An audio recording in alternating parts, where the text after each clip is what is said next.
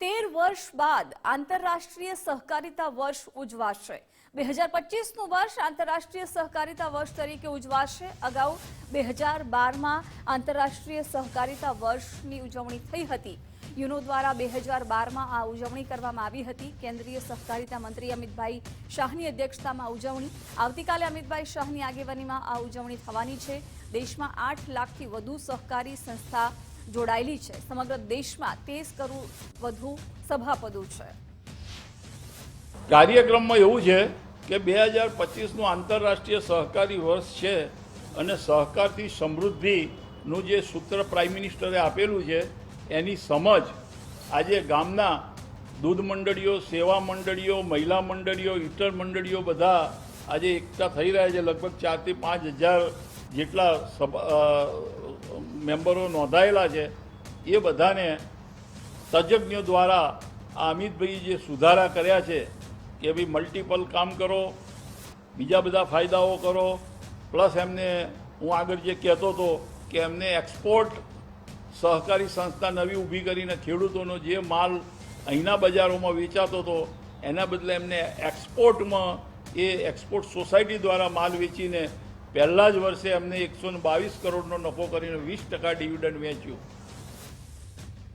ગુજરાત રાજ્ય સહકારી સંઘના અધ્યક્ષનું મોટું નિવેદન સામે આવ્યું। રાજ્યમાં ખાતરની અછત હોવાનો સ્વીકાર કર્યો। ઘનશ્યામ અમીને કહ્યું કે રાજ્યમાં ખાતરની અછત છે, માંગ પ્રમાણે ઉત્પાદન પણ ઓછું છે। પહેલા ખેડૂતો 40 કિલો ખાતરનો ઉપયોગ કરતા હતા, પણ આપણી રિક્વાયરમેન્ટ જેટલું ખાતર આપણે પેદા કરી શકતા નથી, એટલે આપણે એક્સપોર્ટ કરીએ છીએ, ઇમ્પોર્ટ કરીએ છીએ। હવે ઇમ્પોર્ટ ખાતરમાં વહેલું મોડું થાય, આવવાની તકલીફ પડે, એટલે ઘણી વખતે કેટલોક સ્ટોક ઓછો આવ્યો હોય તો એના કારણે બૂમ પડે છે, પણ એ ટેમ્પરરી હોય છે। તમે એ જ મહિના પછી જુઓ તો પાછા ત્યાં ખાતર, હું પોતે પણ મારા ત્યાં પણ ખાતરના 4 મોટા ગોડાઉનો છે, પણ આવે તો 3 ટક એક સાથે આવી જાય।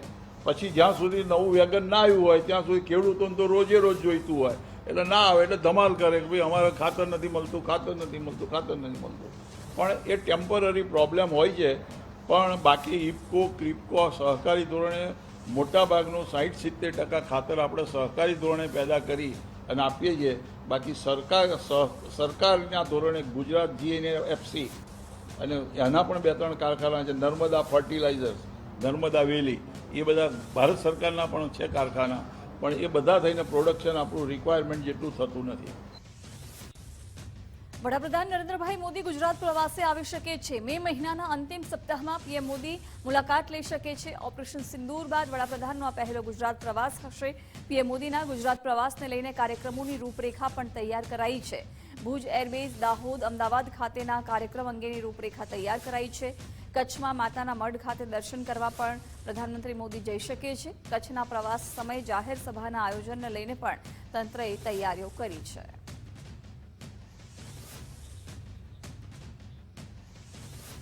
વડાપ્રધાન નરેન્દ્રભાઈ ગુજરાત પ્રવાસે આવશે। ઓપરેશન સિંદૂર બાદ પીએમનો આ પહેલો ગુજરાત પ્રવાસ છે। 26 મેના રોજ પીએમ મોદી દાહોદની મુલાકાત લેશે। પીએમના પ્રવાસને લઈને દાહોદ ખાતે બેઠક પણ યોજાઈ।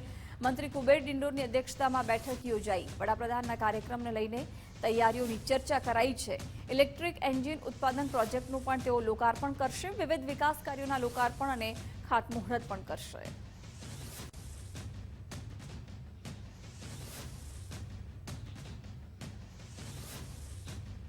મુખ્યમંત્રી ભૂપેન્દ્રભાઈ પટેલ 24મીએ દિલ્હી જશે। પીએમની અધ્યક્ષતામાં 24મીએ નીતિ આયોગની બેઠક મળવા જઈ રહી છે। સીએમ ભૂપેન્દ્રભાઈ નીતિ આયોગની બેઠકમાં હાજર રહેશે। દેશના તમામ રાજ્યોના મુખ્યમંત્રીઓ પણ આ બેઠકમાં હાજરી આપવાના છે।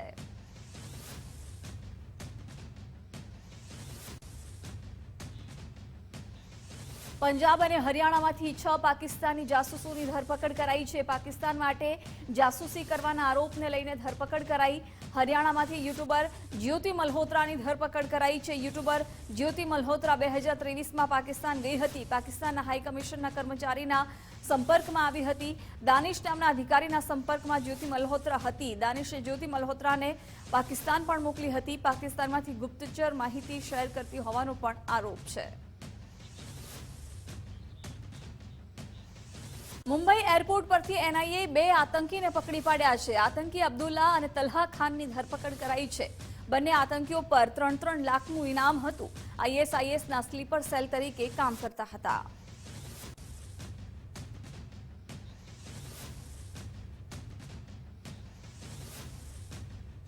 ઓપરેશન સિંદૂર પર સર્વદળીય ડેલિગેશનનું નિર્માણ કરાયું છે. ઓપરેશન સિંદૂર માટે 7 સભ્યોનું સર્વદળીય ડેલિગેશન મળી રહ્યું છે.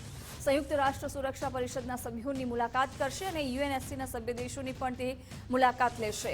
વૈશ્વિક મંચ પર પાકિસ્તાનને આ ડેલિગેશન ઉઘાડું પાડશે. આતંકવાદના મુદ્દે વૈશ્વિક સ્તરે પાકિસ્તાનને ઉઘાડું પાડશે. कि भारत ने आतंकवाद को एक प्रभावी जवाब दिया और दुनिया को बताना कि आतंकवाद एक बहुत बड़ा नासूर है, दुनिया को खड़ा होना है. और भारत की स्ट्रैटेजी, भारत की सोच, तो मैं बहुत अनुग्रहित हूं माननीय प्रधानमंत्री जी का. जो सांसदों का डेलीगेशन जा रहा है उसमें एक डेलीगेशन को लीड करने के लिए उन्होंने मुझे चुना है. जहां तक सुबह मुझे जानकारी मिली है कि मेरी अगुवाई में जो डेलीगेशन जाएगा वो सऊदी अरेबिया, बहराइन, कुवैत और अल्जीरिया जाएगा. સર્વદળીય પ્રતિનિધિમંડળને લઈને રાજકારણ તેજ થયું છે. કોંગ્રેસે આપેલા 4 નામમાંથી કોઈની પસંદગી નથી થઈ. શશી થરૂરના નામને લઈને કોંગ્રેસે સવાલ ઉઠાવ્યા છે. કોંગ્રેસે કહ્યું, અમે શશી થરૂરનું નામ આપ્યું જ નથી. કોંગ્રેસ મહાસચિવ જયરામ રમેશે ટ્વીટ કરીને નામ આપ્યા. આનંદ શર્મા, ગૌરવ ગોગોઈ, રાજા બરારનું નામ આપ્યું હતું. ડોક્ટર સૈયદ નસીર હુસૈનનું કોંગ્રેસે નામ આપ્યું હતું. પરંતુ કોંગ્રેસે કહ્યું કે જે નામ અમે આપ્યા હતા તેમાંથી એક પણ નામ સામેલ નથી. સરકારે 7 સભ્યોનું સર્વદળીય પ્રતિનિધિ મંડળ બનાવ્યું છે.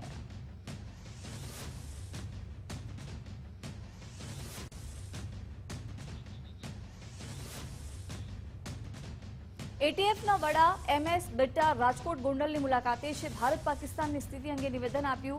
પીએમ મોદીએ માનવતાનું ઉદાહરણ પૂરું પાડ્યું હોવાનું બિટ્ટાએ જણાવ્યું. ભારતીય સેનાએ પાકિસ્તાનને જોરદાર જવાબ આપ્યો છે. દરેક ભારતીય ઇઝરાયલના લોકોની જેમ બનવું જોઈએ. કહ્યું કે ભારત ક્યારેય યુદ્ધ ઈચ્છતું નથી. પાકિસ્તાન પોતાની નાપાક હરકત બંધ કરે. नरेंद्र मोदी जी का एक मकसद था, तेरा वैभव अमर रहे मां हम दिन चार रहे न रहे, सत्ता एक तरफ राष्ट्र प्रथम एक तरफ. ठीक, पर पुलवामा की शहादत के बाद हमें ये जरूर दिया, उन शहीदों को श्रद्धांजलि. 370 धारा हट गई. 70 साल या 75 साल की कैंसर की बीमारी को उखाड़ करके फेंक दिया. पूरा जोर से ना दंगा हुआ, ना फसाद हुए, ना गोली चली. क्यों हुआ? क्योंकि दुनिया हमारे साथ खड़ी हुई, दुश्मन देश पाकिस्तान के साथ एक भी खड़ा नहीं हुआ.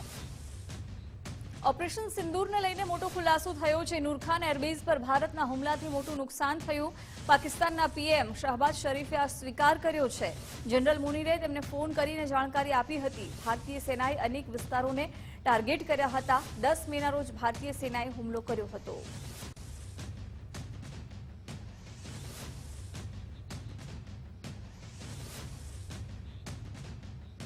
ઓપરેશન સિંદૂર સંદર્ભે પાકિસ્તાનના પત્રકારનું નિવેદન. ભારતે કરેલી કાર્યવાહીથી પાકિસ્તાનને ઘણું નુકસાન થયું છે. પાકિસ્તાનના પત્રકાર મોઇદ પીરજાદાની સ્પષ્ટતા. કહ્યું, ભારતે સેટ ટાર્ગેટ પ્રમાણે મિશન પાર પાડ્યું છે. ભારતના ટાર્ગેટ મિશનને આપણે ના રોકી શક્યા. બ્રહ્મોસ મિસાઇલે પણ ટાર્ગેટ અચીવ કર્યા. પાકિસ્તાને સેટેલાઇટ ઇમેજ બતાવી નથી. ભારતીય સેનાએ સેટેલાઇટ તસવીરો જાહેર કરી છે.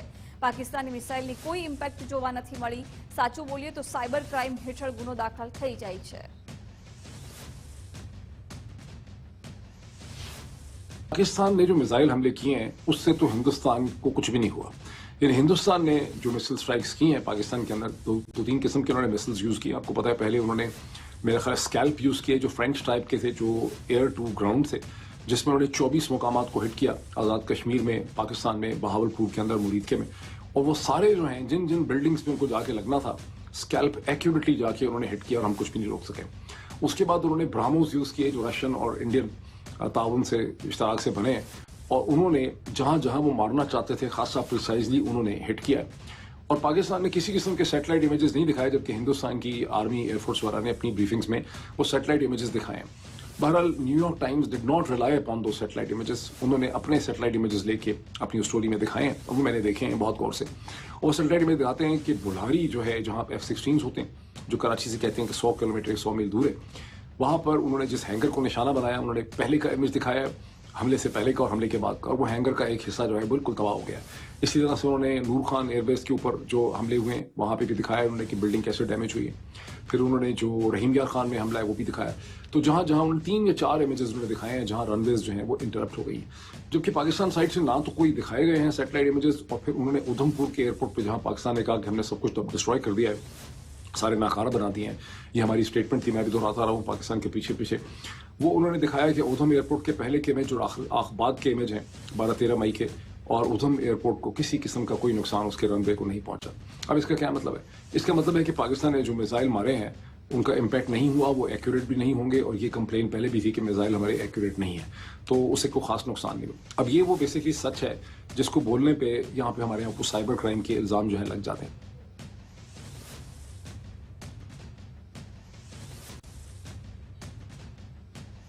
પલટીબાજ ડોનાલ્ડ ટ્રમ્પે વધુ એકવાર યુટર્ન લીધું છે। ભારત પાકિસ્તાન પરમાણુ યુદ્ધ મેં અટકાવ્યું, કહ્યું કે મને યુદ્ધ રોકવાની ક્રેડિટ ન મળી। ટ્રમ્પે 7 દિવસમાં 6 વખત યુદ્ધ વિરામ બાબતે નિવેદન આપ્યા છે।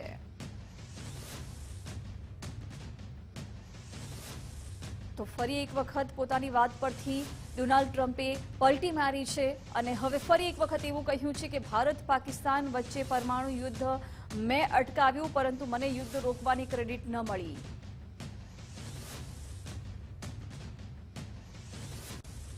અમદાવાદના લપકામણ ગામમાં સીએમની આગેવાનીમાં તિરંગા યાત્રાનું આયોજન કરવામાં આવ્યું। ઓપરેશન સિંદૂરની સફળતા બાદ તિરંગા યાત્રાનું આયોજન કરાયું। લપકામણથી લીલાપુર ખોડિયારનગર સુધી યાત્રાનું આયોજન કરાયું। તિરંગા યાત્રામાં મોટી સંખ્યામાં કાર્યકરો અને સ્થાનિકો ઉપસ્થિત રહ્યા। તો ઓપરેશન સિંદૂરની સફળતા બાદ તિરંગા યાત્રાનું આયોજન અત્યારે અલગ અલગ જગ્યાએ અલગ અલગ જિલ્લાઓમાં રાજ્યમાં દેશમાં થઈ રહ્યું છે। અમદાવાદના લપકામણ ખાતે પણ આજે ઓપરેશન સિંદૂરની સફળતા પછી તિરંગા યાત્રાનું આયોજન કરવામાં આવ્યું, જેમાં મુખ્યમંત્રી ભૂપેન્દ્રભાઈ પટેલ પણ હાજર રહ્યા।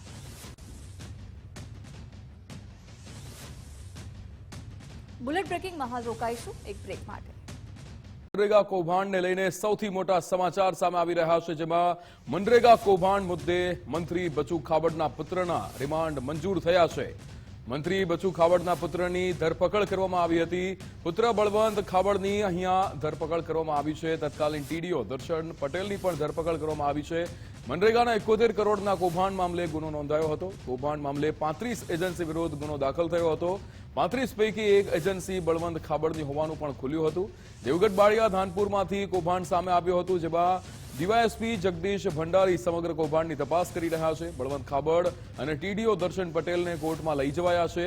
ડિસ્ટ્રિક્ટ એન્ડ સેશન્સ કોર્ટ દ્વારા દાહોદ ખાતે તેમને લઈ જવામાં આવ્યા છે। સમગ્ર મામલે મંત્રી કુબેરભાઈ ડિંડોરે પણ અજાણ હોવાનો અહીંયા ડોળ કર્યો હતો। સાબીર ભાભોર આપણી સાથે સંવાદદાતા જોડાઈ ગયા છે। સાબીર, જે રીતે અહીંયા દાહોદના મનરેગા કૌભાંડને લઈને મહત્વપૂર્ણ સમાચાર મળી રહ્યા છે, બચુ ખાબડના પુત્રને રિમાન્ડ મંજૂર થયા છે, શું વિગતો? બિલકુલ વિક્રમ, જે મનરેગા કૌભાંડ દેવગઢ બારિયા તાલુકા અને ધાનપુર તાલુકામાં સામે આવ્યું હતું, ત્યારબાદ જે મંત્રી પુત્રોના નામે પણ 2 એજન્સી સામે આવી હતી। જે ડીઆરડીએ નિયામકે 35 જેટલી એજન્સીઓના નામ નોંધાવ્યા હતા, તેમાંથી 2 જે મંત્રી પુત્રોના છે, તેમાંથી આજે પોલીસે જે તપાસ દરમિયાન એજન્સીની પણ ભૂલ નીકળતા તેના જે પ્રોપરાઇટર બળવંત ખાબડની ધરપકડ કરી હતી, તેમજ તે સમયના તત્કાલીન જે ટીડીઓ હતા દર્શન પટેલ, તેમની પણ ધરપકડ કરી અને આજે દાહોદની સેશન કોર્ટમાં રજૂ કરતા પોલીસે જે વધુ આ કૌભાંડ કેટલે સુધી પહોંચ્યું છે તેવા મુદ્દાઓ સાથે જે દલીલ કરી અને 14 દિવસના રિમાન્ડ માંગ્યા હતા, જેને પગલે દાહોદ કોર્ટે જે 5 દિવસના રિમાન્ડ બંનેને મંજૂર કર્યા છે। હાલ જે બંને મંત્રી પુત્ર જે બળવંત ખાબડ અને દર્શન પટેલ બંને હાલ જે પોલીસ રિમાન્ડ ઉપર છે। જી બિલકુલ શાબીર, સમગ્ર માહિતી બદલ આપનો આભાર। મનરેગા કૌભાંડ મુદ્દે મંત્રી બચુ ખાબડના પુત્રના રિમાન્ડ મંજૂર થયા છે। ધારાસભ્ય ચૈત્ર વસાવાનું મનરેગા કૌભાંડ મુદ્દે નિવેદન સામે આવ્યું છે। બચુ ખાબડના પુત્રની ધરપકડથી સંતોષ છે તેવું નિવેદન અહીંયા આપવામાં આવ્યું છે। ચૈત્ર વસાવા દ્વારા નિવેદન આપવામાં આવ્યું કે સરકારે તેમના પુત્ર પર કાર્યવાહી કરી છે. બચુ ખાબડે હોદ્દા પરથી રાજીનામું આપવું જોઈએ. પુરાવા છે મારી પાસે, 250 કરોડ રિકવર થવા જોઈએ. સૌરાષ્ટ્રમાં જલારામ એન્ટરપ્રાઇઝમાં પણ કૌભાંડ કર્યું છે. 400 કરોડના કૌભાંડની તપાસ થાય તો બચુ ખાબડનું સીધું નામ આવે. હજુ પણ એજન્સીના લોકોની ધરપકડ નથી કરાઈ. ચાલુ વર્ષના બજેટ સત્રમાં માર્ચ મહિના દરમિયાન મનરેગા અને ગ્રામ વિકાસ વિભાગની જ્યારે ચર્ચાઓ હતી ત્યારે વિધાનસભાના ગૃહમાં બચુભાઈ ખાબડની 19 એમના વિસ્તારની 19 ગ્રામ પંચાયતોના સરપંચો એમને રજૂઆત કરી હતી, લેખિત પુરાવા આપ્યા હતા. વિધાનસભામાં એ પુરાવા સમેત મેં પોતે રજૂઆત કરી છે, આજે પણ ઓન ધી રેકોર્ડ વિધાનસભાના રેકોર્ડ પર છે. ત્યારે આજે મને સંતોષ થયો કે સરકારે એમના પુત્ર પર કાર્યવાહી કરી એમને અટક કરી છે, પણ જે મંત્રીએ એમના પરિવારજનોની એજન્સીમાં એમના દબાણથી આ કામગીરી થયેલી છે, બચુભાઈ ખાબડે આ બંધારણીય હોદ્દા પરથી રાજીનામું આપી દેવું જોઈએ અને પોતે પણ આ જવાબદારી સ્વીકારવી જોઈએ. અને જે પણ પેમેન્ટ એમના પર થયું છે, અમારી પાસે 250 કરોડના પુરાવાઓ છે, એ 250 કરોડ રિકવર થવા જોઈએ. મનરેગા કૌભાંડમાં મંત્રીના પુત્રની ધરપકડનો મુદ્દો, જેમાં કોંગ્રેસના પ્રવક્તા મનીષ દોશીએ પ્રહાર કર્યા હતા. તેમણે કહ્યું કે ભાજપની સરકારે શ્રમિકોના રોજગારનો અધિકાર છીનવ્યો છે. અમે વારંવાર રજૂઆત કરતા હતા પણ કોઈ સાંભળતું ન હતું. હવે બીજા પત્તા ન ખોલે તે માટે કાર્યવાહી કરવામાં આવી. ગુજરાતની ભાજપાની ભ્રષ્ટ સરકારના પાપે ગુજરાતના શ્રમિકો, ગ્રામ્ય વિસ્તારના યુવાન યુવતીઓ પરિવારનો રોજગારનો અધિકાર છીનવાઈ રહ્યો છે. ભાજપાનો ખેસપેરો લૂંટના લાયસન્સ લ્યો અને એના પાપે દાહોદની અંદર માત્ર 2 તાલુકામાં ભારતીય જનતા પાર્ટીની સરકારના મંત્રી એના પુત્ર દ્વારા આચરવામાં આવેલું મહાકૌભાંડ, જેમાં માત્ર 2 તાલુકામાં 70 કરોડ રૂપિયા જેટલી માતબર રકમ માત્ર કાગળ ઉપર કામગીરી, અને અનેક પ્રયત્નો છતાં કૌભાંડ કરી નાખ્યું. કૌભાંડની તપાસ ન થાય, જે ભાજપાની ઓળખ બની ગઈ છે. પણ વિધાનસભામાં કોંગ્રેસ પક્ષના નેતા સન્માનીય અમિતભાઈ ચાવડા અને કોંગ્રેસના ધારાસભ્ય દ્વારા વારંવાર આ મુદ્દાને લઈને આક્રમકતાથી એની રજૂઆત કરવામાં આવી, પુરાવા સાથે રજૂઆત કરવામાં આવી, સ્થાનિક સરપંચોને સાથે રાખીને રજૂઆત કરવામાં આવી. ત્યારે આ કૌભાંડના આગળના તાતણા ન ખુલે એટલા માટે શરૂઆતમાં અધિકારીઓની બદલી કરી દેવામાં આવી. મનરેગામાં કૌભાંડમાં મંત્રીના પુત્રની ધરપકડ બાદ કોંગ્રેસના પ્રહાર, જેમાં અમિત ચાવડાએ કહ્યું હતું કે અમે આ મુદ્દે અનેકવાર રજૂઆતો કરી, વિધાનસભામાં પણ અમે સવાલો કર્યા. અમારી વારંવાર રજૂઆત બાદ સરકાર જાગી છે. રજૂઆત બાદ ધરપકડ કરી, આ પહેલા થવું જોઈતું હતું. ભારતીય જનતા પાર્ટીના 30 વર્ષના શાસનમાં ભ્રષ્ટાચાર એ શિષ્ટાચાર બની ગયો છે, અને જ્યારે ભાજપ સરકારમાં જે વહીવટકર્તાઓ છે, જેના હાથમાં સત્તા છે, જેણે ભ્રષ્ટાચાર રોકવાના શપથ લીધા છે, પારદર્શક વહીવટ કરવાની જવાબદારી છે, જ્યારે એ જ લોકો અને એમના મળતિયાઓ સીધા ભ્રષ્ટાચારમાં પકડાય ત્યારે એનો સ્પષ્ટ મતલબ છે કે આજે ગુજરાતમાં વાડ જ ચીબડા ગળે, કોટવાલ જ ચોર છે એવી સ્થિતિનું નિર્માણ છે.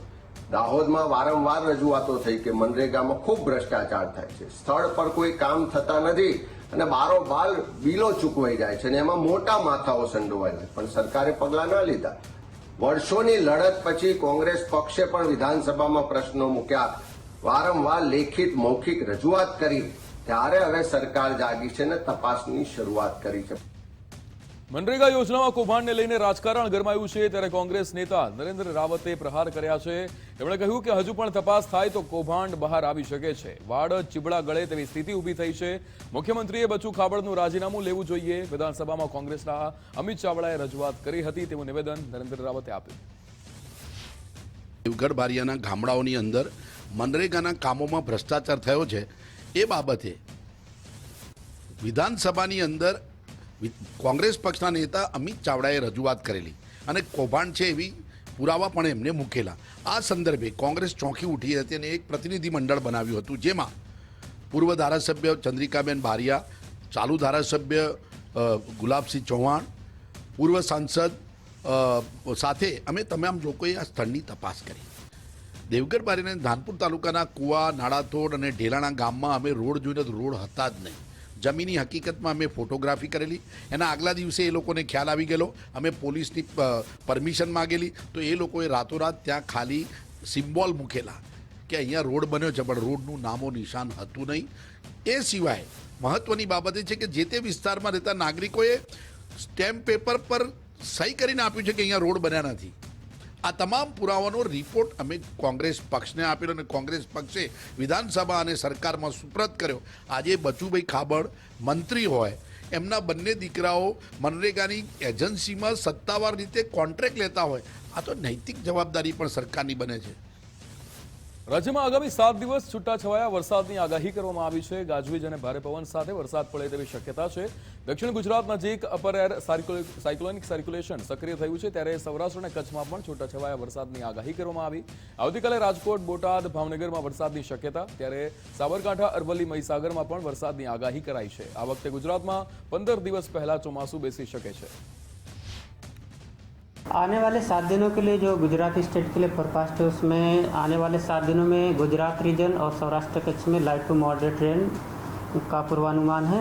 और हम आज के लिए बात करेंगे तो आज के लिए गुजरात रीजन में हैवी रेनफॉल की वार्निंग और साथ में लाइट थंडरस्टॉर्म का पूर्वानुमान है. और जो डिस्ट्रिक्ट है जहाँ पे हैवी रेनफॉल की वार्निंग है वो डिस्ट्रिक्ट है नवसारी, वलसाड, दमन, दादरा नगर हवेली और डांग डिस्ट्रिक्ट शामिल है, जहाँ पे हैवी रेनफॉल की वार्निंग और साथ में थंडरस्टॉर्म और साथ ही येलो अलर्ट जारी है इन डिस्ट्रिक्ट के लिए. और डे 6 और डे 7 की बात करेंगे तो डे 6 और डे 7 में भी नवसारी, वलसाड़, दमन और दादरा नगर हवेली के लिए हैवी रेनफॉल की वार्निंग है. और सौराष्ट्र रीजन में भावनगर और अमरेली के लिए डे 6 और डे 7 में हैवी रेनफॉल की वार्निंग है. જૂનાગઢમાં વર્ષા વિજ્ઞાન પરિસંવાદમાં આગાહીકાર આવ્યા હતા. કૃષિ યુનિવર્સિટીમાં વિવિધ લોકો દ્વારા આગાહી કરાઈ હતી. જૂનના પ્રથમ અને જુલાઈના બીજા ત્રીજા સપ્તાહમાં ભારે વરસાદ થશે. આ વર્ષે ગુજરાતમાં અતિવૃષ્ટિની પણ સંભાવના છે. ખેડૂતો માટે ચોમાસું સામાન્ય, સપ્ટેમ્બરમાં વરસાદ ખેંચાશે. જૂનાગઢ, જામનગર, અમરેલી, ગીર સોમનાથમાં વધુ વરસાદ થશે. નવસારી, સુરત, વાપી અને વલસાડમાં પણ વધુ વરસાદ થશે. આ વર્ષે 12 થી 13 આની વરસાદ રહે તેવી સંભાવના. દર વર્ષે વર્ષા ઋતુના પૂર્વાનુમાન માટે જૂનાગઢ કૃષિ યુનિવર્સિટીની અંદર એક સેમિનાર યોજાય છે. તો તેમાં ભાગ લેવા માટે અમે પણ આજે આવી પહોંચ્યા છે. તો 2025ની વર્ષા ઋતુનું અનુમાન એવું છે કે જે અનુમાન અમે પ્રકૃતિ, વનસ્પતિ ઉપર અસર થાય છે, પશુ પક્ષીની બોલીની રીણી ઉપરથી અમે અનુમાન કરીએ છીએ. તો જે દર વર્ષે ભારતમાં જે નૈઋત્ય સમૂહ સક્રિય થાય છે, એ સક્રિય થાય એવો કોઈ અંશ દેખાતા નથી. વર્ષા ઋતુ છે પણ વિખરાઈ ગયેલ વર્ષા ઋતુ રહેશે. તો વર્ષા ઋતુ સક્રિય થઈ કે ન થઈ થાય કે હું તોફાન દેખાય છે. જૂન મહિનો બેસતા જૂનની અંદર 1 થી 5 ની અંદર ખૂબ વરસાદ આવી છે અને વાવણી થઈ જશે. આ વર્ષે હોળીના પવનની અંદર, ખુલ્લા પટની અંદર સાતલપુર વંટલીથી 4 કિલોમીટર જોવા જાવ છું. હોળીનો પવન ગોઠવવામાં છે ત્યારે ધ્વજા બાંધવામાં આવે છે. આ ધ્વજાની અંદર જામનગર જિલ્લામાં નમેલી હોવાથી આ વર્ષે જામનગર જિલ્લામાં વધારે થશે. હોળીના દિવસે જે આગળ કે પાછળ કરા સાથે વરસાદ થાય તો વર્ષ નબળું છે. આ વર્ષે કરા સાથે વરસાદ ક્યાંય થયેલ નથી, પણ છાંટા છૂટી છે. વરસાદ ચોમાસું સારું છે. અખાતીનો પવન, અખાતી 96 દિવસે સવાર જોવાથી અખાતી પણ ઉત્તરનો વાયુનો પવન હોવાથી અખાતી પવન સારો હોય છે. બપોરે 12 વાગે 2.5 ફૂટની લાકડી આવે છે, જેનો પડછાયો 4 થી 5 48 થી 55 વર્ષથી અખાતી દિવસે સૂર્ય ભગવાન હાથમે, ત્યારે હર્ષદ માતા મંદિર અને ચંદ્ર દ્વારકા ચોમાસું લાંબુ હાલશે.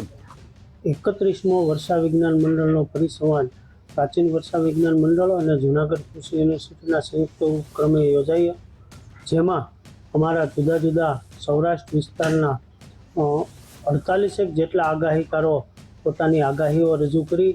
એમાં ખાસ કરીને આમ જોવા જઈએ તો આ બધા આગાહીકારો કે આપણું જે પ્રાચીન વર્ષા વિજ્ઞાન છે, પડલી વાક્યો છે, પશુ પ્રાણીઓની ચેષ્ટાઓ હોય, આકાશમાં કસ બંધાતો હોય, અખાત્રીજના પવનો હોય, એના આધારે જે ગામડામાં રહી અને પોતાની રીતે આ અનુમાનો કરતા હોય છે, એનો એક આપણે આ પ્લેટફોર્મ પૂરું પાડ્યું છે. એમાં આ બધા પોતાએ આગાહી રજૂ કરે છે અને મહદઅંશે 60થી લઈ અને 90% સુધીની આગાહીઓ સફળ જાય છે. આમાં ખાસ કરીને અમે દરેક જિલ્લા વાઇઝ પણ આગાહી ખેડૂતો કરે છે એનું પણ સમાવેશ કર્યો છે. મારી આગાહી 90 થી 100% જેવી સાચી ભરાય છે. આ વખતે મારી 100% જેવી આગાહી સાચી ભરી છે. મને લાગે આ વખતે જૂન મહિનામાં 16 થી 19 વર્ષે વચ્ચે સૌરાષ્ટ્રમાં છે વાવણી થઈ જશે, વરસાદ ખૂબ સારો રહેશે, ચોરાની વરસાદ થાય એવું મારું અનુમાન છે. ખેડૂતો માટે આ વસ્તુ ખૂબ લાભદાયી અને સારું રહેશે. કયા જિલ્લામાં વધારે વરસાદ એવું કોઈ તમે કહી શકો છો? હું પોરબંદર, જુનાગઢ, જામનગર આટલા જિલ્લા વિશે સારો વરસાદ થશે. લગભગ છેલ્લા 30 વર્ષથી આ 31મું વર્ષ છે. આ જુદા જુદા સૌરાષ્ટ્રના અને ગુજરાતના આગાહીકારો આવી આગાહી કરે છે. શ્રી ધનસુખભાઈ શાહ કે જે જ્યોતિષ નક્ષત્રને આધારે આગાહી કરતા, તેમની પુત્રી ભાર્ગવીબેન શાહ પણ પુણેથી અત્રે આવી અને પોતાનું જે નોલેજ છે એનું યોગદાન અત્યારે આપી રહ્યા છે. આમ એકંદરે જોવા જઈએ તો વૈજ્ઞાનિક પદ્ધતિની પેરેલલ આજે આપણી પ્રાચીન પદ્ધતિથી આગાહી કરવામાં આવી રહી છે એ એટલું એનું પેરેલલ જેટલું રિઝલ્ટ આપી રહી છે. તો આજે પૂરા દિવસ દરમિયાન વર્ષા વિજ્ઞાન મંડળ અને જૂનાગઢ કૃષિ યુનિવર્સિટીના પ્રયત્નથી જે સૌરાષ્ટ્ર અને ગુજરાતમાંથી જે જુદા જુદા આગાહીકારો આવેલા છે એને જૂનાગઢ કૃષિ યુનિવર્સિટીએ એક પત્રક બનાવેલું છે. એ પત્રક પ્રમાણે પોતાની માહિતી તૈયાર કરી અને મોકલી છે. મુંબઈના ઘણા વિસ્તારોમાં ભારે વરસાદ વરસ્યો હતો. દક્ષિણ મુંબઈમાં કોલાબા, મરીન લાઇન, ભાઈખલા, પરેલ, લાલબાગ સહિત દાદર અને બાંદ્રામાં સવારથી વરસાદ પડ્યો હતો. અંધેરી અને બોરીવલીમાં પણ કમોસમી વરસાદ ખાબક્યો હતો.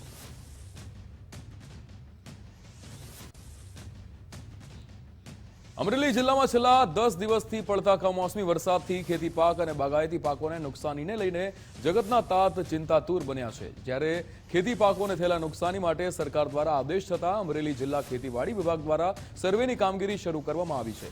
સાવરકુંડલાની 59 ગ્રામ પંચાયતો અને 61 ગામડાઓમાં સર્વેની કામગીરી 27 ટીમ દ્વારા ચાલી રહી છે. ત્યારે સર્વે થઈને સરકારમાં રિપોર્ટ સુપરત કરાયા બાદ ખેડૂતોને આર્થિક સહાય મળે તેના માટે કામગીરી કરવામાં આવી રહી છે. મેં 17 વીઘાની ડુંગળી વાવી હતી અને બહુ પુષ્કળ મહેનત કરી, ખાતર, દવા, બિયારણ બધું મોંઘું, અને એમાં અત્યારે કોઈ પણ જાતનું મળે એમ નથી. મવાયાર્ડમાં 20 થી 25 રૂપિયા ડુંગળી વેચાય છે. એટલે અમને સરકારને મારા નમ્ર વિનંતી છે કે અમને કોઈ પણ સહાય કરે. સાવરકુંડલા તાલુકાના લગભગ તમામ ગામોમાં કમોસમી અને કમોસમીમાં ભારે વરસાદ ને હિસાબે ડુંગળી, પછી તલ, બાજરી અને આંબાઓના પાકમાં ખૂબ મોટું નુકસાન થયું છે, જે ખેડૂતો અત્યારે પડી ભાંગ્યા છે. અને આને હિસાબે સરકારશ્રીને નમ્ર વિનંતી છે કે એનું તાત્કાલિક વળતર ચૂકવે. આપણા તાલુકામાં ઉનાળુ વાવેતરવાળા જે ખારાપાટ વિસ્તારને બાદ કરતા તમામ ગામો, એટલે કે 61 ગ્રામ પંચાયત અને 59 રેવન્યુ ગામોમાં અત્યારે સર્વે ચાલુ છે. આપણી આગળ 27 ટીમો છે, જેમાં ગ્રામસેવકો અને તલાટી કમ મંત્રીઓ દ્વારા હાલ સર્વેની કામગીરી ચાલુમાં છે. સર્વે થઈ ગયા છે એવા ગામોમાં રામગઢ, મોટા ભાગે બાકીના મોટા ગામો છે એટલે સર્વે ચાલુ છે. હાલમાં પીઠવડી અને રામગઢ 2 ગામોમાં સર્વે પૂર્ણ થયા છે. સુરતમાં પ્રી મોન્સૂનની કામગીરીને લઈને મેયરનું અલ્ટિમેટમ આપવામાં આવ્યું છે. 20 દિવસમાં પ્રી મોન્સૂનની કામગીરી પૂર્ણ કરવા આદેશ અપાયો છે. હાલ 50% જેટલી જ કામગીરી પૂર્ણ થઈ છે. બાકીની કામગીરી વહેલી તકે પૂર્ણ કરવા આદેશ આપવામાં આવ્યો છે. ખાડી અને ડ્રેનેજની સફાઈ માટે ટેન્ડર આપવામાં આવ્યું છે. નીચાણવાળા વિસ્તારોમાં પાણી ન ભરાય તેની તકેદારી રાખવા સૂચના આપવામાં આવી.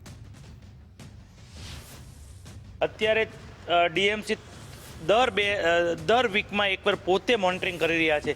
નીચેના અધિકારીઓ મોનિટરિંગ કરીને વિઝિટ 3 થી 4 વાર ડીએમસીએ મિટિંગ આખી વિઝિટ કરી લીધી છે. જે જગ્યાએ ગત વખત આવવાની વાત કરું તો કલેક્ટરશ્રીએ ત્યાં પણ જ્યાં એન્ક્રોચમેન્ટ હતું એ પણ હટાવી દીધું છે. એટલે આ વર્ષે મોન્સૂનની કામગીરી ખૂબ જ સરસ કરી છે મહાનગરપાલિકાએ, ને આ વર્ષે અમને વિશ્વાસ છે કે જે પ્રમાણે કામગીરી કરી છે એ પ્રમાણે પાણી નહીં ભરાય. અધિકારીઓને શું સૂચન કર્યું છે? અધિકારીને જ્યાં ગઈ વખતે પાણી ભરાણા હતા એનું જે જગ્યાએ પાણી ભરાણા હતા ત્યાં શું એન્ક્રોચમેન્ટ હતું, આ વખતે તમામ જગ્યાએ જેવા એન્ક્રોચમેન્ટ જગ્યાને પણ દૂર કરવામાં આવ્યા છે. ઉસ્માનપુરા ખાતે એએમસીની સંકલન સમિતિની બેઠક મળી હતી. ધારાસભ્યો સાંસદ સભ્યો સાથે કમિશનરની બેઠક મળી હતી. બેઠક બાદ વેજલપુરના ધારાસભ્ય અમિત ઠાકરનું નિવેદન સામે આવ્યું. તેમણે કહ્યું કે ઘણા બધા મુદ્દે લેખિતમાં રજૂઆત કરી, લગભગ ઘણા બધા મુદ્દાઓ પર સંતોષકારક જવાબ મળ્યો. વરસાદી પાણી માટેના મારા વિસ્તારમાં 2 સ્પોટ છે. એપલવુડ અને મકરબા બંને સ્પોટ પર માંગણીઓ કરવામાં આવી છે. બંને સ્પોટ પર કમિશનરની વ્યક્તિગત વિઝિટની માંગ કરાઈ છે. કમિશનરે એપલવુડ ખાતે વ્યક્તિગત મુલાકાત પણ લીધી. હજુ 1 વર્ષ સુધી મકરબામાં કામ પૂર્ણ થતા લાગશે ત્યારે સંકલનની બેઠક બાદ ધારાસભ્ય શૈલેષ પરમારનું પણ નિવેદન સામે આવ્યું. તેમણે કહ્યું કે સંકલનની બેઠક તે માત્ર ચા નાસ્તાની બેઠક થાય છે. એકના એક પ્રશ્નો પર ચર્ચા કરવામાં આવે છે. જે આખા વિસ્તારની અંદર જે ગટરોમાં પ્રી મોન્સૂનની કાર્યવાહી માટે મેં હમણાં માન્ય કમિશનરશ્રીને મુલાકાત આ સંકલનની મિટિંગમાં માંગણી કરી. મને એવું કહેવામાં આવ્યું કે આવતા અઠવાડિયા સુધીમાં સમગ્ર ઝોનની અંદર પ્રી મોન્સૂનની જે કંઈ કાર્યવાહી છે એ ત્યાં ઝોન ઉપર અમારી ધારાસભ્યની ઉપસ્થિતિમાં એ મારા વિસ્તારમાં પ્રી મોન્સૂનની કામગીરીની સમીક્ષા કરવામાં આવશે કે જેના કારણે કોઈ સૂચન હશે તો એના ઉપર કરવામાં આવે. પણ જે 2-3 સ્પોટ છે એમાં મોટા ભાગે એપલવુડ આ વખતે ક્લિયર થઈ જશે, મકરબા 1 વર્ષ લાગશે અને અન્ય જગ્યાએ જ્યાં પાણી ભરાવાના અમારા 80 સ્પોટ હતા એમાંથી મને એ વાતનો આનંદ છે કે 7 સ્પોટને છોડતા એ બધા સ્પોટ અત્યારે પાણી ભરાવાની સમસ્યામાંથી ક્લિયર છે અને જે 7 છે એના ઉપર અત્યારે કામ ચાલે છે. સંકલનની બેઠક છે ફક્ત ચા પાણી અને નાસ્તાની બેઠક છે. પણ મારે દુઃખ સાથે કહેવું પડે કે ભારતીય જનતા પાર્ટીના ધારાસભ્યશ્રીઓ, તમામ ધારાસભ્યશ્રીઓ દરેક વખતે સંકલનની મિટિંગમાં આવે છે અને સંકલનની મિટિંગમાં આવે છે ત્યારે એમના હું પ્રશ્નો સાંભળું છું ત્યારે 8-8, 9-9, 10-10, 12 સંકલન સમિતિમાં જે પ્રશ્નો પૂછ્યા 12 મહિના પહેલા એના એ જ પ્રશ્નો રિપીટ થાય છે. માટે કોર્પોરેશનની અંદર બાબુઓનું રાજ છે. ભારતીય જનતા પાર્ટીના ધારાસભ્યો હોય કે ભારતીય જનતા પાર્ટીના કોર્પોરેટરો હોય, કોર્પોરેશનમાં બેઠેલા બાબુઓ એ લોકોની એક પણ વાત સાંભળતા નથી અને એમના લીધે એમને પણ પ્રશ્નો જે કરવા જે પ્રશ્નો કરે બિચારા પણ એને જવાબ કોર્પોરેશન ઊંધી રીતે એ લોકોને આપે છે. માટે પહેલાં પણ કહું છું, કોર્પોરેશનની અંદર ભારતીય જનતા પાર્ટીનું રાજ નથી. ભારતીય જનતા પાર્ટીનું રાજ બિલકુલ નથી. ફક્ત કોર્પોરેશનના બાબુઓ એ ભારતીય જનતા પાર્ટીના રાજની સામે રાજ કરી રહ્યા છે. અમદાવાદ શહેરના અંદર 5000 કિલોમીટરના રોડ છે, તેની સામે 30% જેટલા જ જે વરસાદી પાણીના કેચપીટ છે. એટલે 30-70% જેટલા કેચપીટ વરસાદી પાણીના કેચપીટ બનાવેલા નથી. એ ખૂબ અત્યારે કમિશનરશ્રીની મિટિંગની અંદર ચર્ચા થઈ ત્યારે મને આ જવાબ મળ્યો ત્યારે મને એવું લાગી રહ્યું છે કે અમદાવાદ શહેરના અંદર 5000 કિલોમીટરના રોડો અને 30% જે પ્રમાણે વરસાદી પાણીની કેચપીટો તો આ સમસ્યા રહેવાની જ છે કે અત્યારે જે પ્રમાણે વરસાદનું પાણી ભરાય છે, આપણે કરોડો રૂપિયાના જે અંડરપાસ બનાવીએ છીએ અને એના રોકવા માટેના જે પ્રયાસ કરીએ છીએ, છતાં હું સમજુ છું કે જે પ્રમાણે સફળતા મળવી જોઈએ એ સફળતા ન મળવાનું કારણ જે છે કે અમદાવાદ શહેરના અંદર વરસાદી પાણીની જે કેચપીટો છે એ 30% જેટલી જ છે. જીપીએસસીમાં ઇન્ટરવ્યુ પદ્ધતિ મુદ્દે મોટા સમાચાર મળી રહ્યા છે. ફૂડ એન્ડ ડ્રગ્સ વિભાગના ઇન્ટરવ્યુ રદ કરાયા છે. 2 દિવસ લેવાયેલા ઇન્ટરવ્યુ રદ કરવામાં આવ્યા છે. પેનલમાં બેસનાર તજજ્ઞ સરદારધામ ગયા હતા. તજજ્ઞ સરદારધામ મોક ઇન્ટરવ્યુમાં ગયા હતા. ઇન્ટરવ્યુ ફરીથી લેવામાં આવશે તેવું નિવેદન હસમુખ પટેલે આપ્યું હતું. તેમણે કહ્યું કે નવી તારીખ ટૂંક સમયમાં જાહેર કરવામાં આવશે.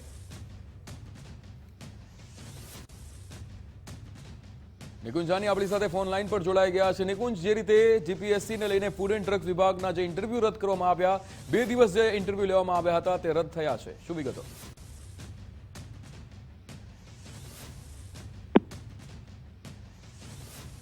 જે રીતે જીપીએસસીમાં ઇન્ટરવ્યુ પદ્ધતિને લઈને અહીંયા મોટા સમાચાર મળી રહ્યા છે. ફૂડ એન્ડ ડ્રગ્સ વિભાગના ઇન્ટરવ્યુ રદ કરવામાં આવ્યા છે. 2 દિવસ જે ઇન્ટરવ્યુ લેવાયેલા હતા તે રદ કરવામાં આવ્યા છે. પેનલમાં બેસનાર જે તજજ્ઞ છે તે સરદારધામ ગયા હતા. તજજ્ઞ સરદારધામમાં મોક ઇન્ટરવ્યુમાં ગયા હતા. તેને લઈને આ ઇન્ટરવ્યુ જે હવે આગળ નવી તારીખ ટૂંક સમયમાં જાહેર કરવામાં આવશે ત્યારે લેવામાં આવશે. હસમુખ પટેલ દ્વારા આ નિવેદન આપવામાં આવ્યું હતું. આપણી સાથે નિકુંજ જાની જોડાયા છે. નિકુંજ, જે રીતે અહીંયા જે ઇન્ટરવ્યુ લેવામાં આવવાના હતા ફૂડ એન્ડ ડ્રગ્સ વિભાગના ઇન્ટરવ્યુ કે જે 2 દિવસ લેવાયેલા હતા તે રદ કરવામાં આવ્યા છે, શું વિગતો? ગઈકાલે આ ઇન્ટરવ્યુ યોજાયા હતા અને જીપીએસસી તરફથી ઇન્ટરવ્યુ માટેની જે પેનલ હોય છે તેની અંદર તજજ્ઞોને બોલાવવામાં આવતા હોય છે જીપીએસસી ને એ ધ્યાને આવ્યું છે કે ગઈકાલે જે ઇન્ટરવ્યુ લેવાયા તે પૈકી જે ઇન્ટરવ્યુની પેનલની અંદર તજજ્ઞ બોલાવવામાં આવ્યા હતા તે તજજ્ઞ તે અગાઉ સરદાર ધામ કે જે આ પ્રકારની કોમ્પિટિશન એક્ઝામની તૈયારીઓ કરાવે છે ત્યાં યોજાયેલા મોક ઇન્ટરવ્યુની અંદર પણ તે તજજ્ઞ જે છે તે ઉપસ્થિત હતા અને આ બાબત ધ્યાને આવવાના કારણે 2 દિવસ દરમિયાન જીપીએસસી દ્વારા જે ડ્રગ ઇન્સ્પેક્ટરના ઇન્ટરવ્યુ લેવાયા હતા તે તમામ ઇન્ટરવ્યુ જીપીએસસી તરફથી રદ કરવામાં આવ્યા છે અને હવે પછીના નવા ઇન્ટરવ્યુ માટેની વિગતો જે છે તે જીપીએસસી તરફથી જાહેર કરવામાં આવશે. સાથે જીપીએસસી એ પણ કહ્યું છે કે ભવિષ્યમાં આવું ન થાય તે માટે પેનલ મેમ્બર્સનું અગાઉથી લેખિતમાં અંગેનું ફોર્મ જે છે તે ભરાવવામાં આવશે કે તેઓ ભૂતકાળની અંદર કોઈ આ પ્રકારની કોમ્પિટિશન એક્ઝામ સાથે જોડાયેલી કોઈ સંસ્થાની અંદર મોક ઇન્ટરવ્યુની અંદર તેઓ જોડાયા છે કે નહીં. આ કિસ્સાની અંદર એક તજજ્ઞ સરદાર ધામ ખાતે ગયા હતા અને તેને ધ્યાનમાં રાખીને આ તમામ ઇન્ટરવ્યુ જીપીએસસી તરફથી રદ કરાયા છે. બિલકુલ નિકુંજ, સમગ્ર માહિતી બદલ આપનો આભાર. ગાંધીનગરમાં રાજ્યની પ્રથમ ગૌ વિશ્વ વિદ્યાપીઠની રચના કરવામાં આવી. સ્થાપના થઈ ત્યારે ડોક્ટર હિતેશ જાની બન્યા ગૌ વિશ્વ વિદ્યાપીઠમના કુલપતિ. ખેડૂત, યુવાનો અને ગ્રામીણના લોકોને આ વિદ્યાપીઠ ફાયદો આપશે. ગાય આધારિત વસ્તુ તૈયાર થાય તેવું મહત્વ છે તે સમજાવવામાં આવશે. સમગ્ર દેશના ગૌ સેવા સમિતિના અધ્યક્ષ હાજર રહ્યા હતા. લોકો ગાય વિશે વધુમાં વધુ જાણે તે માટે સ્થાપના કરવામાં આવી છે. ગાય લોકો એ જીવન માટે જે રીતે કેટલી જરૂરી છે તેના વિશેની માહિતી આપવામાં આવશે. ગુજરાતમાં આ પહેલી પહેલ છે. અત્યાર સુધી કામધેનુ યુનિવર્સિટી આપણે બનાવી, બીજા રાજ્યોમાં પણ બની છે અને અનેક વેટરનરી ઇન્સ્ટિટ્યૂટ આખા દેશમાં છે.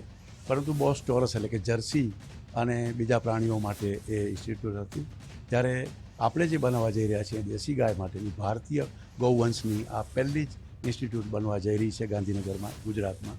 તો એ ઉત્સાહ ખરેખર હોય જ અને આખા દેશમાં એના પડઘા પડ્યા છે. ગાય માટે એમ કે છે સ્યુડો સાયન્સ, એને અમે આ દ્વારા સાબિત કરવા માગીએ છીએ કે ગૌ એ સાચા અર્થમાં એનું ગૌ હોય, ગૌનો સહવાસ હોય કે પંચગવ્ય હોય કે ગૌ આધારિત જે કંઈ જેટલું સમગ્ર આપણા સાહિત્યમાં, આપણી સંસ્કૃતિમાં, આપણા પુરાણોમાં, વેદોમાં કહ્યું છે એ સાચા અર્થમાં સત્ય છે. અને સત્યની એરણ ઉપર વર્તમાન યુગને અનુરૂપ ટેકનોલોજીના આધારે એને સમજાવીને સમગ્ર સમાજમાં એક જનચેતના કરવાનું કામ. એટલે કે ફક્ત રૂમ ક્લાસ ટીચિંગ નહીં પણ પ્રજાને, જનતાને પણ આનાથી પ્રેરણા મળે એ પ્રકારના ક્લાસ, એ પ્રકારના વર્ગો, પ્રશિક્ષણ, એવા પ્રકારના સેમિનાર, વેબિનાર અને સમગ્ર તૈયાર ગૌ જાગૃતિ અને ગૌ આધારિત અર્થવ્યવસ્થા અને ગૌ આધારિત સમાજ વ્યવસ્થા દ્વારા ભારત વર્ષને આપણા પ્રધાનમંત્રી શ્રી નરેન્દ્રભાઈએ 2047માં જે વિકસિત ભારત બનાવવા માટેનું સ્વપ્ન આદર્યું છે એ વિકસિત ભારત બનાવવાનું એક ગૌ આધારિત અર્થતંત્ર દ્વારા એક મોટો ફાળો રહે. ભાઈ શ્રી હિતેશભાઈ અને વલ્લભભાઈ દ્વારા જે એક આ સારી શરૂઆત કરવામાં આવી છે. આપણે જાણીએ છીએ કે ગાય એ એક હરતું ફરતું ઔષધાલય જ છે. દરેક જેને કહીએ ને કે રોગોનું નિરાકરણ લાવવું હોય તો એ ગાય અને ગાયના સહવાસથી થતું હોય. આવા સંજોગોની અંદર હું આશા રાખું છું કે આ ગૌ વિશ્વવિદ્યાલય એ ગુજરાત નહીં પરંતુ સમગ્ર ભારત અને વિશ્વની અંદર એ ખૂબ સુંદર કામગીરી કરી ગાય આધારિત તમામ વસ્તુઓનો પ્રચાર પ્રસાર કરી એનાથી થતા લાભો અને સંશોધનો કરી અને સાચા અર્થમાં એક વિશ્વવિદ્યાલયનું જે કામ હોય કે માત્ર ક્લાસરૂમ નહીં, એના કરતાં પણ એક માનવલક્ષી અને સમાજલક્ષી જે કામ કરવાનું હોય એ આ ગૌ વિશ્વવિદ્યાલય દ્વારા થશે. તો હાલ સમાચારમાં બસ આટલું જ. આપ જોતા રહો ગુજરાત ફર્સ્ટ. નમસ્કાર.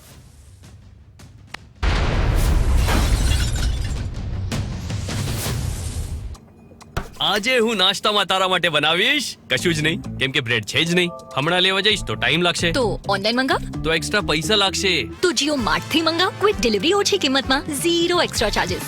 જીઓ માર્ટ, સમય અને પૈસા બંને બચાવે. બટર મંગાવી શકે છે? બટર હજુ મસ્કો મારવો છે?